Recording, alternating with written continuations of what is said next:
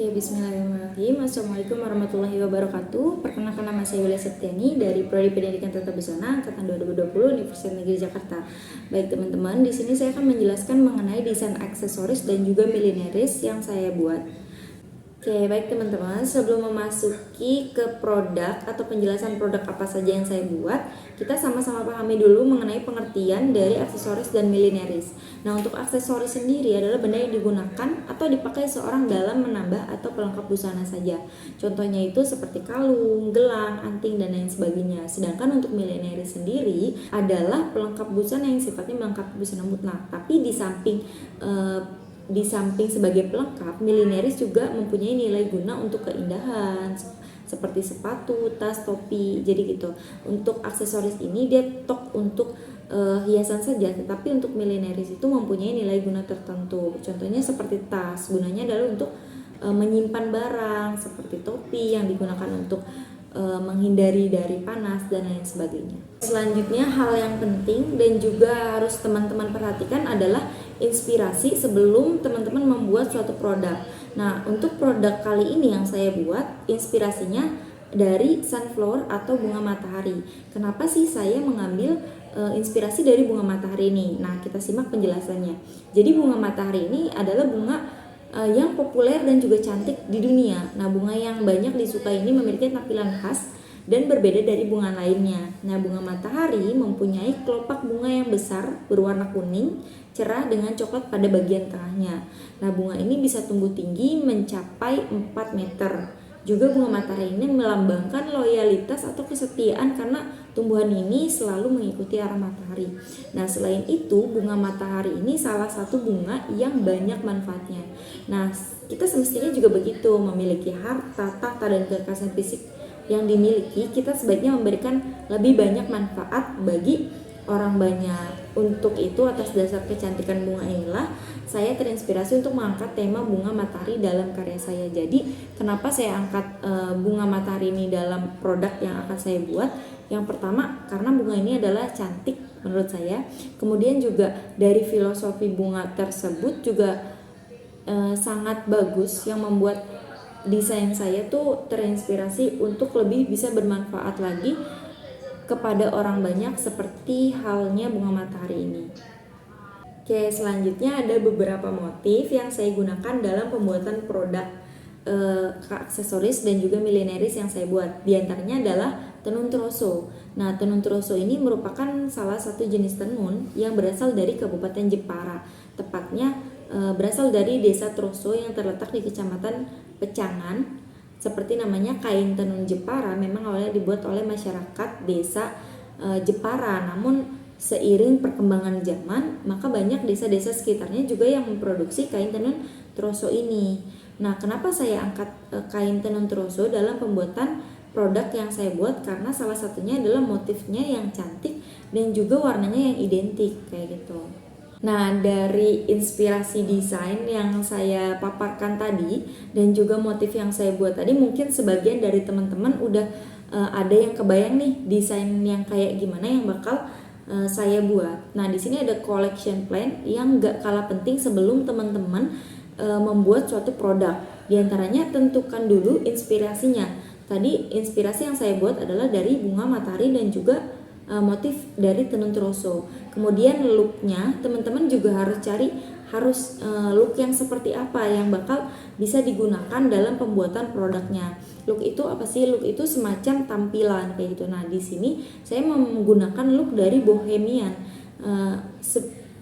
Mungkin dari teman-teman yang belum kebayang bohemian itu kayak gimana, saya ada beberapa contoh dari gambar dari look bohemian sendiri. Nah, di sini ada samping sebelah kanan, salah satunya contoh dari look bohemian. Kemudian untuk stylenya apa? Stylenya saya menggunakan eksotik dramatik.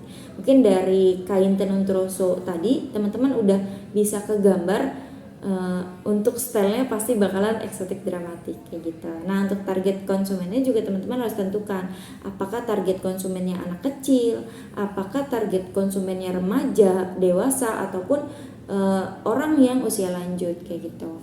Nah, ini ada mood board yang dibuat sebelum pembuatan desain. Mood board ini isinya ya kurang lebih gambaran dari desain kita, entah itu warnanya, motifnya, kemudian contoh busananya atau contoh aksesorisnya seperti apa. Nah, dituangkan dalam mood board ini. Jadi mood board ini berisi tampilan-tampilan gambaran, kurang lebih gambaran dari produk kita nanti. Nah, di sini udah mulai ke gambar aksesoris atau milineris apa yang saya buat. Nah, di sini ada milineris yang saya buat itu berupa tote bag dan juga tutup kepala ataupun topi. Nah, sebelum ke proses penjelasannya atau proses pembuatannya, kita sama-sama pahami dulu untuk deskripsi dari produk yang dibuat. Nah, yang pertama ada tote bag. Tote bag ini atau shoulder bag itu merupakan salah satu model tas jinjing berbentuk kotak. Di sini karena sudah mengalami modernisasi, maka untuk tas jinjing itu nggak selalu berbentuk kotak, tapi juga ada berbentuk bulat atau bahkan ada berbentuk yang lainnya. Dan juga dilengkapi dengan 2 buah tali pegangan pada bagian atasnya sesuai fungsinya, dan tujuannya pemakaian tote bag sendiri tersedia dalam berbagai macam desain dan juga ukuran. Jadi tote bag ini bisa ukurannya kecil ataupun besar. Terus talinya bisa dipanjangin ataupun dipendekin sesuai sama keinginan masing-masing orang. Nah, kemudian yang kedua ada tutup kepala. Nah, tutup kepala juga merupakan salah satu produk milineris ya, karena dia selain untuk hiasan dia juga mempunyai nilai guna, yaitu salah satunya adalah melindungi kepala dari sinar matahari. Kemudian topi atau hat adalah sebuah aksesoris atau milineris fashion yang digunakan untuk melindungi kepala dari sinar matahari atau cuaca buruk. Namun dalam banyak budaya, topi juga memiliki makna simbolis dan filosofis di dalamnya. Jadi seiring berkembangan zaman, ya topi ini juga mengalami perubahan dari segi maknanya, kegunaannya dan lain sebagainya.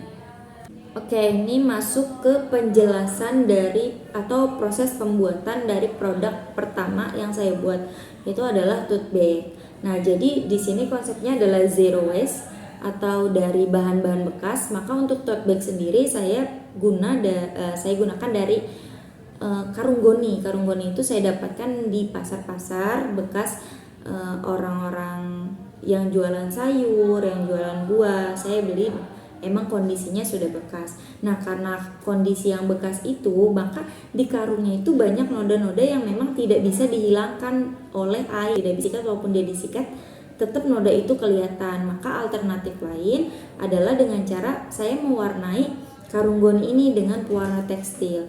Nah, untuk pembuatannya sendiri, pertama air itu direbus, kemudian dimasukkan sama pewarna tekstil. Nah, pewarna tekstilnya itu bebas sesuai sama keinginan dari teman-teman, mau warna biru. Nah, pewarna tekstil banyak macamnya ya. Nah, di sini saya menggunakan warna coklat karena kenapa?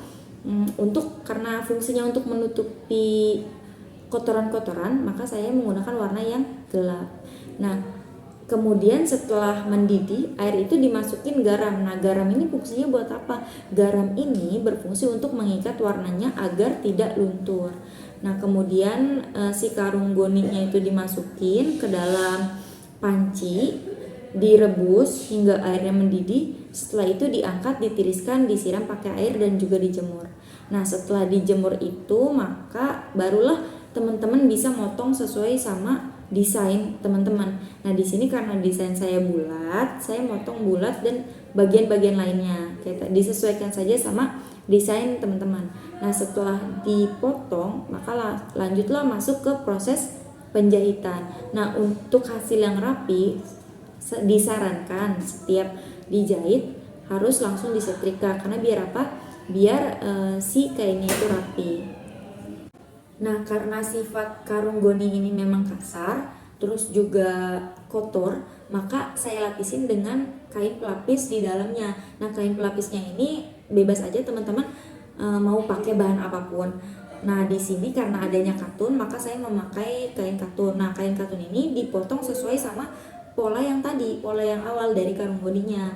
Dipotong sesuai aja ukurannya, kemudian dilapisin di dalamnya.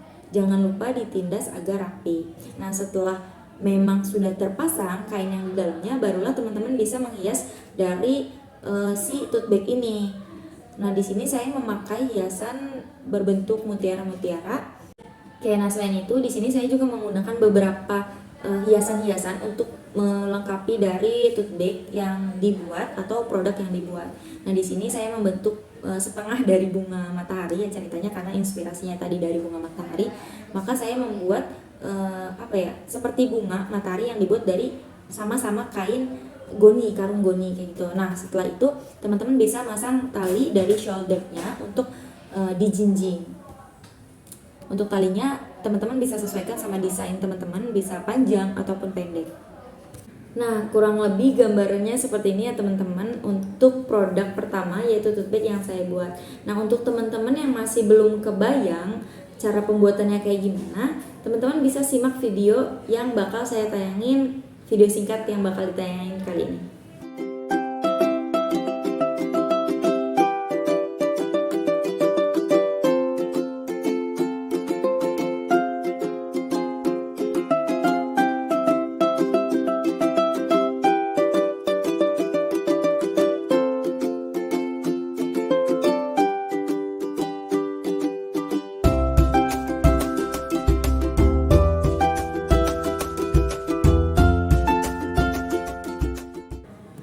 Nah, ini masuk ke proses pembuatan produk yang kedua, yaitu produk topi. Nah, di sini langkah awal yang mesti teman-teman lakukan adalah membuat polanya terlebih dahulu, memotong pola terlebih dahulu, baru memotong dengan kain. Nah, setelah itu di sini yang kedua adalah menjahit dari bagian yang lengkungan itu. Nah, kemudian setelah dijahit, satukan antara bagian yang bulat dengan bagian yang kotak. Nah, setelah itu kurang lebih seperti yang ini, yang di bawah kurang lebih seperti itu. Ini masing-masing kan itu ada dua ya, ada yang ada motif dan juga ada yang polos hitam. Jadi masing-masing dijahit, yang hitam dengan yang hitam, yang motif dengan yang motif. Kemudian setelah itu baru jahit yang bagian lengkungan, ketiganya disatukan dan dibalik, kurang lebih videonya kurang lebih seperti yang digambar. Nah, kemudian dibalik dan jangan lupa terakhir ditindas. Nah, oke, bagi teman-teman yang masih belum kebayang pembuatan topi kayak gimana, mungkin bisa langsung simak video setelah ini, video singkat setelah ini. Oke.